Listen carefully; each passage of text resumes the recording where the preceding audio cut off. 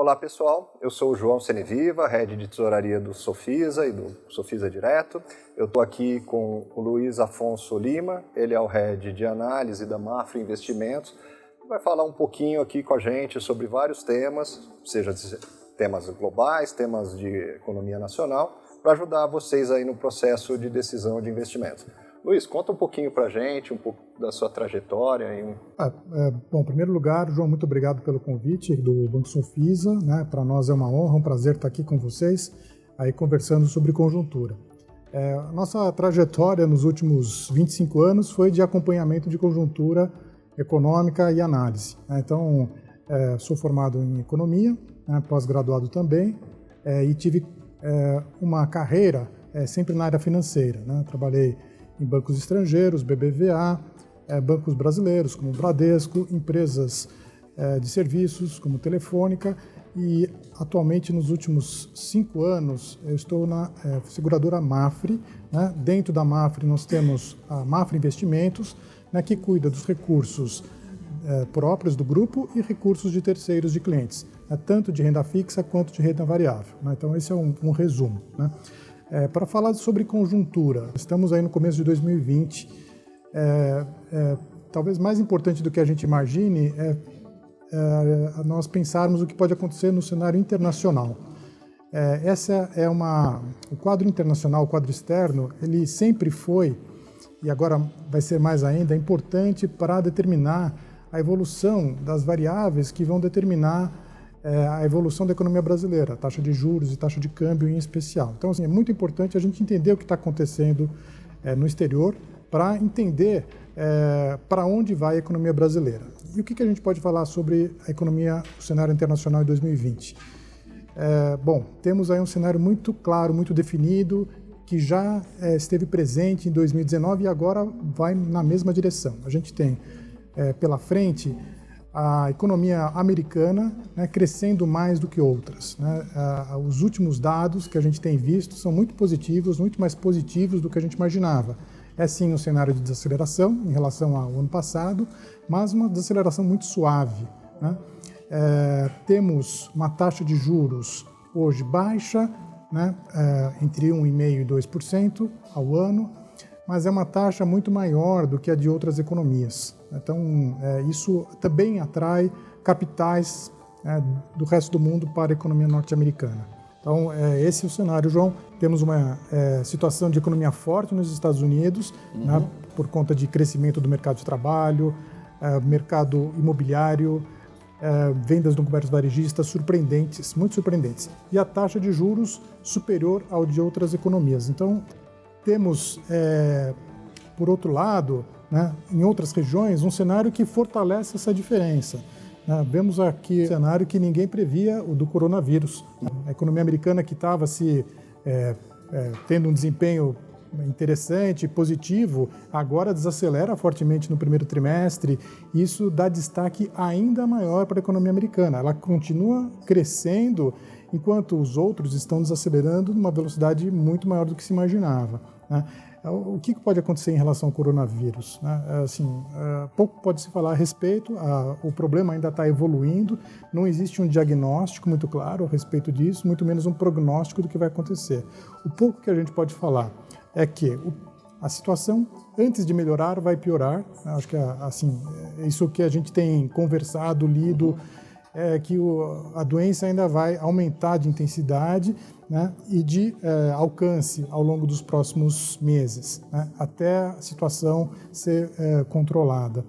E o segundo ponto que a gente pode dizer é que a economia americana, a chinesa, ela tende a se desacelerar fortemente em prejuízo de economias que são exportadoras para ela, entre elas o Brasil. Então aí temos um canal de contágio, não da doença, mas do efeito econômico dela sobre nós. Então, preços de commodities em queda e as quantidades em queda também devem afetar as nossas exportações.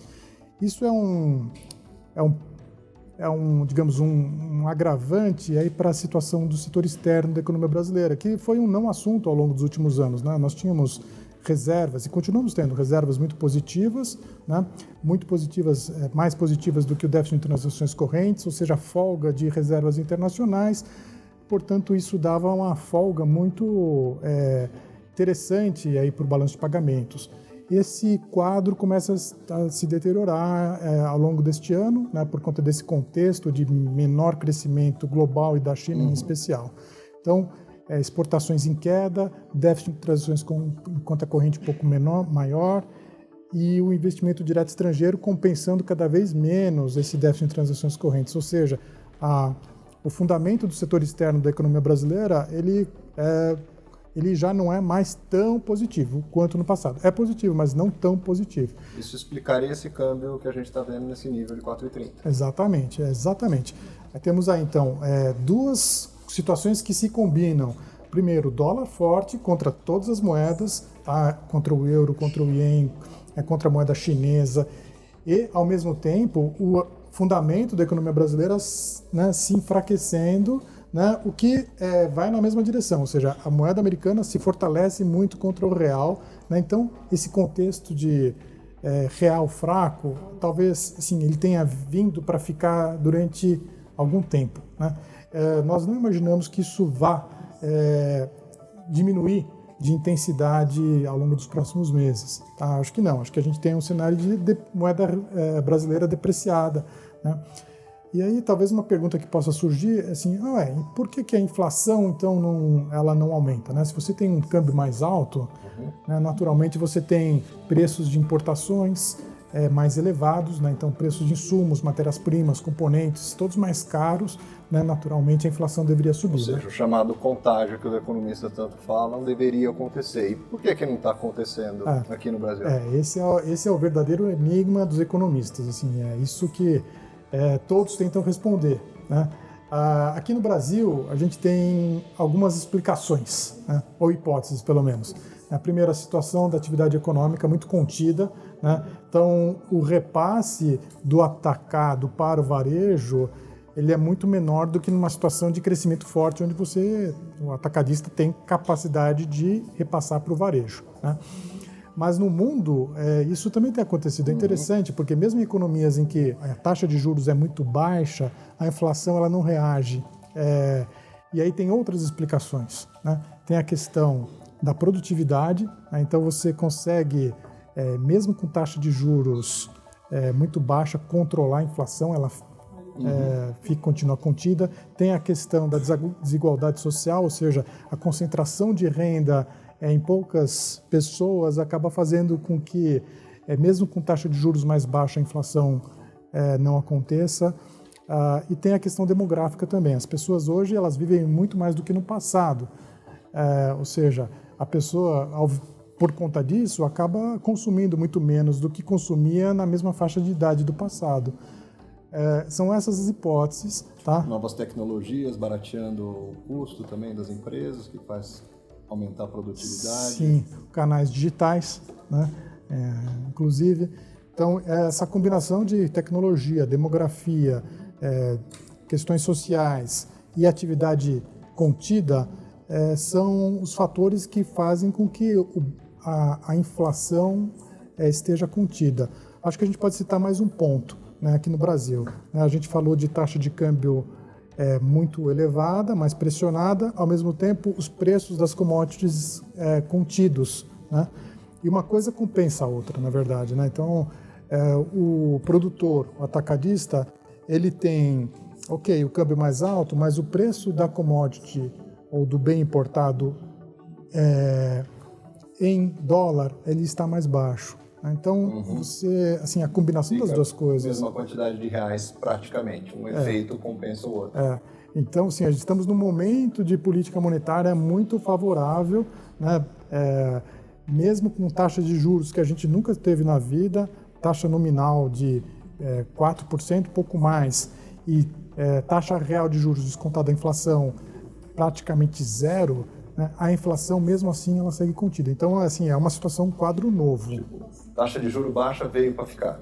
A gente está, dessa vez, diferente mesmo, é estruturalmente baixo. Sim, esse cenário veio para ficar, é algo completamente novo, para quem acompanha, como eu falei no começo, eu acompanho a economia aqui no Brasil há 25 anos.